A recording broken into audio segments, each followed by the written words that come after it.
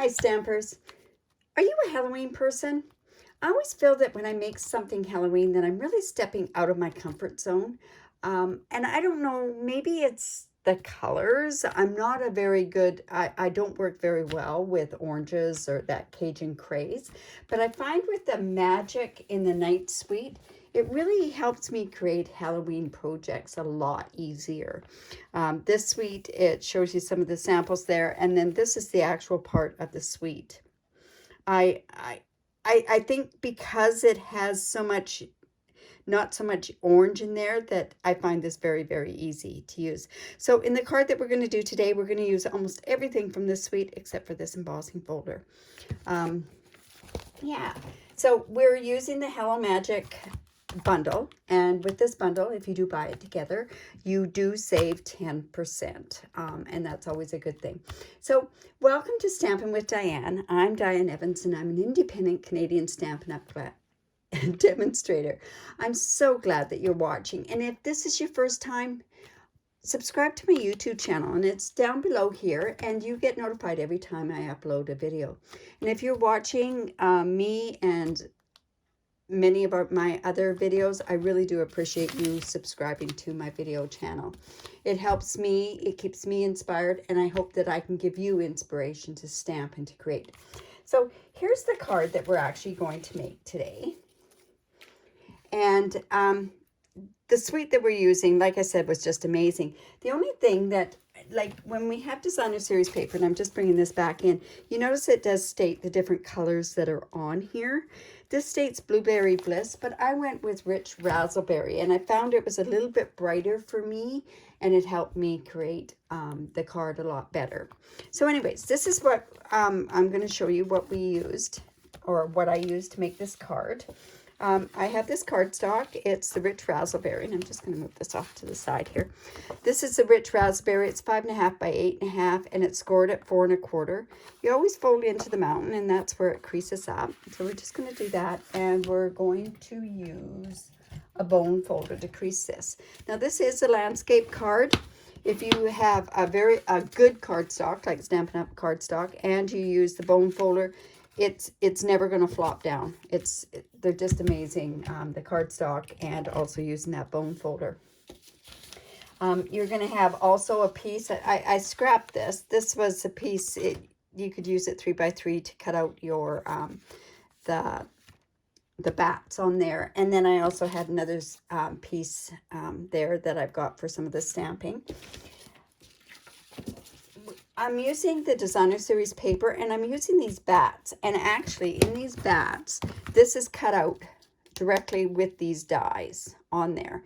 And just pay some other attention to there. There's also these bats here that I'm going to cut out of the Rich Razzleberry as well. There's a piece of basic black, and I actually cut the basic black, but the basic black was 2 3/4 by 4.5, and I cut the large die there. And then I've got a piece of the white that we're going to cut the smaller one from there. Designer series paper, we also use this is 4 by 5 1/4. Now, as far as all these paper measurements and everything else, I do have a link to my blog, and I do post all the measurements on my blog post.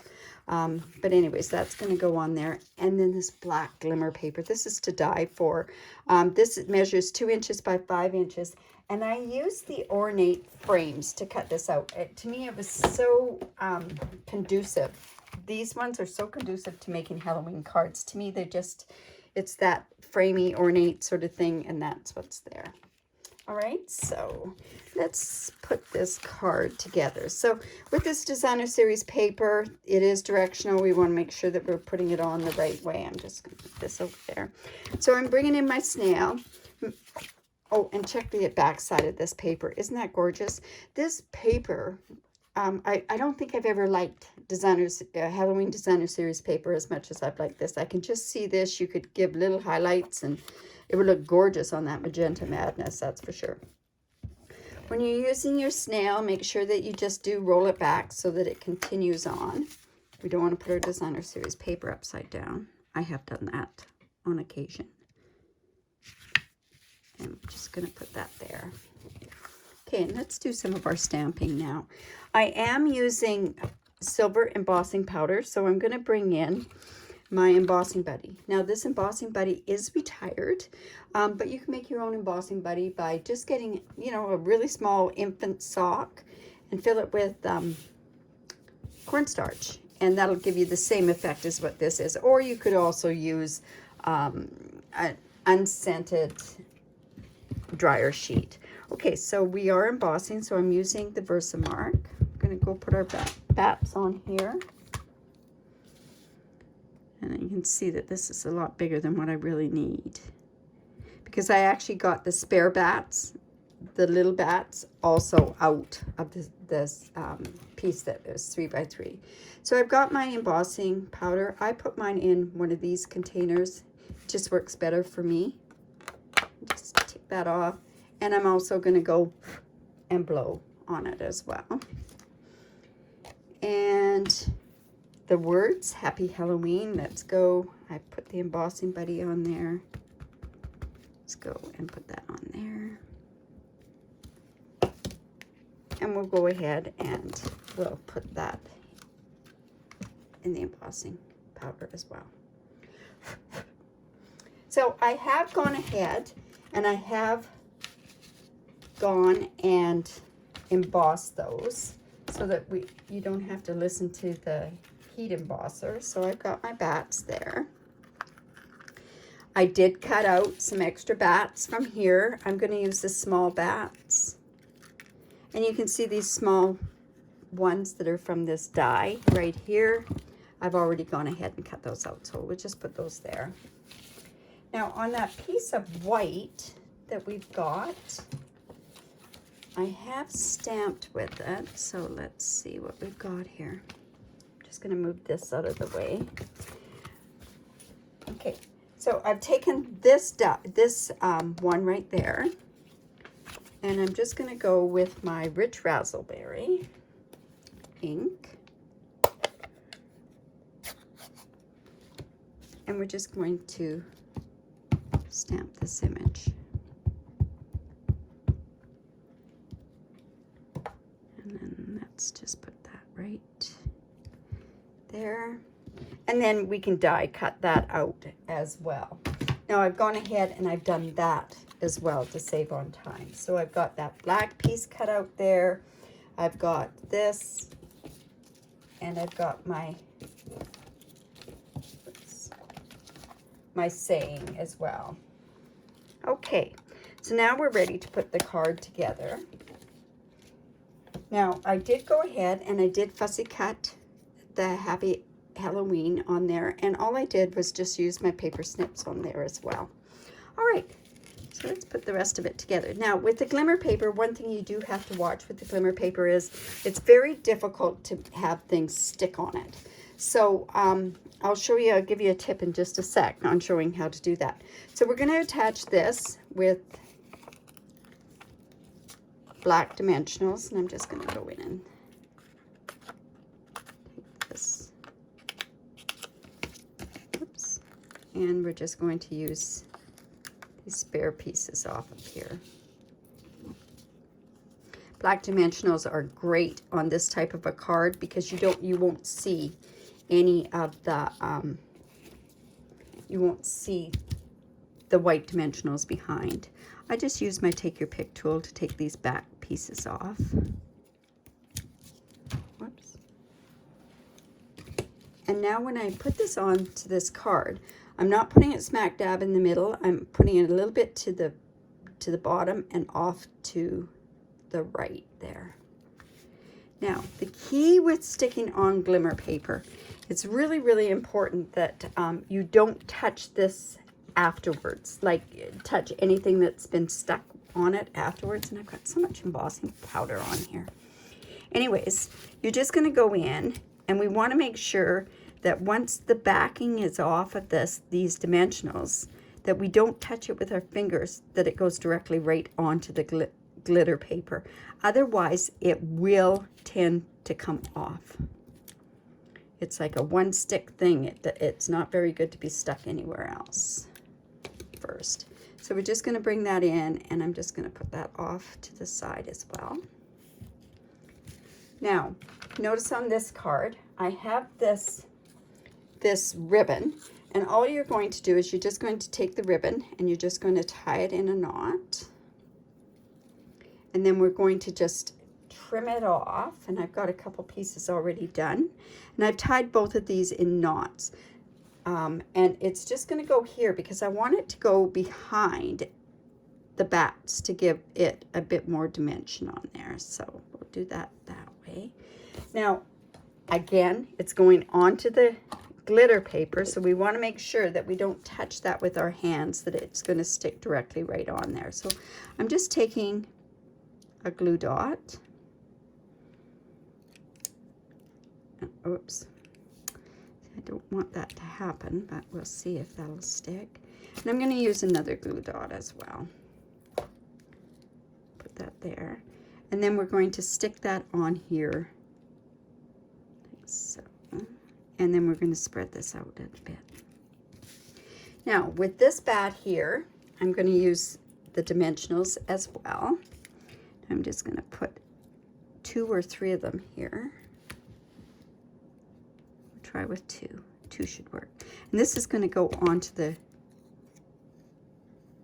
glitter paper, so we want to make sure that it's going to stick. And then we have this bat.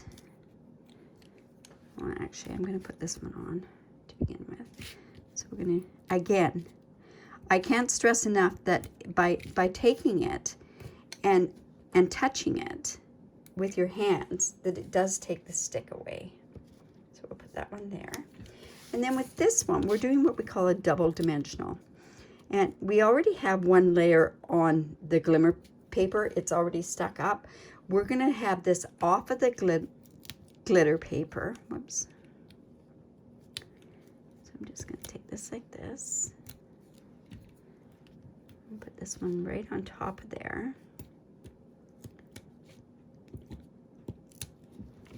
And it's going to go here, and it's going to be a little bit higher than that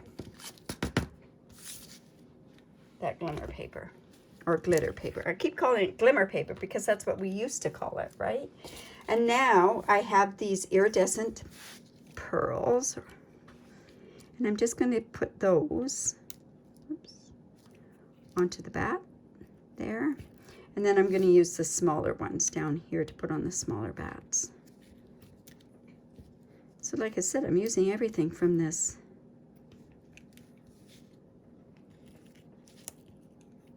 You know what? I think I'm going to take a glue dot and I'm going to stick it under the bat's head there. There we go. Oops. There we go. All right, now we can finish the inside of the card. I'm just going to put this on here. I'm not going to pop it up at all. And see, I've made a boo-boo on the back. There's 2 sides to every page. I'm going to bring in that seal again. Let's just put that in like that. I'm not sure if this is the right way or if this is the right way. I think we're going to put it in that way. And then I'm going to, because it's on the inside of the card, I'm going to leave it so it's flat. I think this goes like this. That's the way we're going to put it. Not too much room for writing. And then what I'm going to do is I'm coming in and I'm going to use some glue. And let's see. There we go. I'm going to just put some glue on the back of these bats.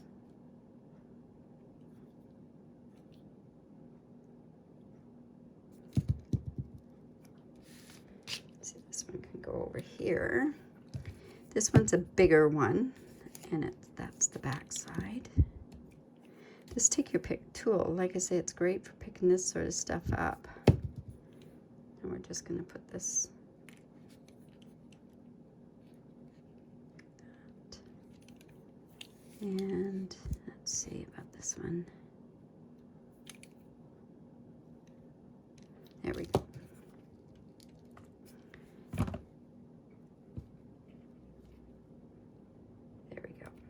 So there's the inside of the card. So there we have it. There's my card. I hope you like that. If you do, give me the thumbs up. Maybe even leave a comment below. If you have any questions, don't hesitate to ask any questions. And do subscribe to my YouTube channel. I do a variation. I do a wide variety, actually, of different types of cards. Also, if you live in Canada and you do not have a demonstrator, I'd love to be your demonstrator. I can send you catalogs out in the mail. Also, at that point, every month, anytime that you have an online order and put this host code in, and the host code does change, and it could be a host code. It's always at the top of my blog. And like I say, the link to my blog will be there. But the host code, using the host code allows you to get a free tutorial each and every month. So I hope like I say, I hope you enjoyed that. Have a great day. Bye for now.